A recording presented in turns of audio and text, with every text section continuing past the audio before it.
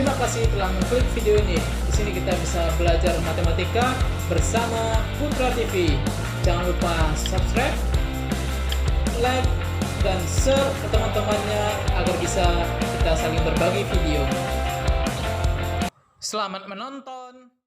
Baik, pada video kali ini kita akan membahas masalah aturan sinus. Aturan sinus ini kita pakai untuk segitiga sembarang. Nah, biasanya kita menggunakan perbandingan trigonometri untuk segitiga siku-siku. Nah, sekarang kalau segitiganya segitiga sembarang. Nah, sebelum kita menentukan rumus aturan sinus, kita buktikan dulu cara menemukan aturan sinus tersebut. Kita temukan cara menemukan aturan sinus. Nah, ingat, kita berikan sebuah segitiga ABC. Ini segitiganya adalah segitiga sembarang. Sisi yang berada depan sudut A adalah sisi A kecil. Nah, A kecil ya. Sisi yang berada depan sudut B kecil. Begitu juga depan sudut C adalah C kecil. Kita tarik sebuah garis tinggi di sembarang titik sudut. Nah, di sini kebetulan adalah sudutnya adalah sudut C. Boleh di sudut B, boleh di sudut A. Kita tarik sebuah garis tinggi, kita beri nama T. Nah, ini adalah garis tinggi. Maka segitiga ini terbagi dua. Ada segitiga ADC, kita anggap segitiga yang pertama. Yang kedua segitiga BCD, ini segitiga yang kedua. Nah, sekarang kita perhatikan segitiga ACD atau ADC, ACD. Nah, siku-siku berada di D. Maka di sini sin A sama dengan T per B. Nah, depan dibagi sisi, miring depannya T, miringnya adalah B. Maka T sama dengan B sin A. Ini kita anggap persamaan yang pertama. Sekarang kita perhatikan segitiga yang kedua, yaitu segitiga BCD. Maka di sini berlaku sin B sama dengan T per A. Ya, depannya T, miringnya adalah A. Maka T sama dengan A sin B. Ini kita anggap persamaan yang kedua. Berarti T sama di sini. T yang pertama, T yang di sini juga nilainya sama. Maka kita gabung antara T yang pertama dengan yang T yang kedua, artinya kita gabung persamaan yang pertama dengan persamaan yang kedua. Maka T sama dengan T. T yang pertama kita ganti dengan B sin A, sedangkan T yang kedua kita ganti dengan A sin B. Kita kelompokkan B sama B, A sama A. Maka kita akan menemukan B per sin A sama dengan A per sin B. Inilah yang disebut dengan aturan sinus. Begitu juga untuk menemukan C, dengan cara yang sama kita akan menemukan nilai C per sin C.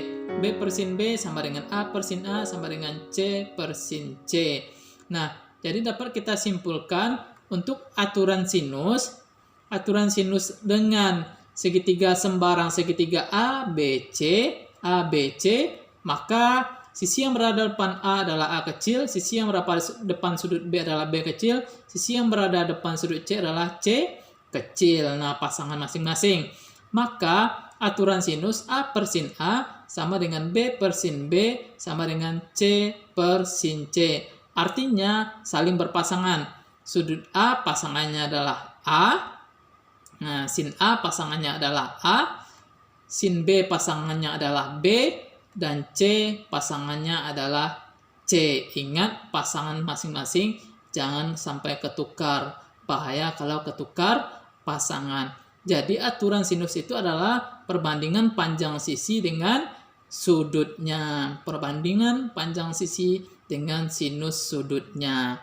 Nah, inilah yang disebut dengan aturan sinus. Baik, kita lanjut contoh soal. Kita coba contoh soalnya.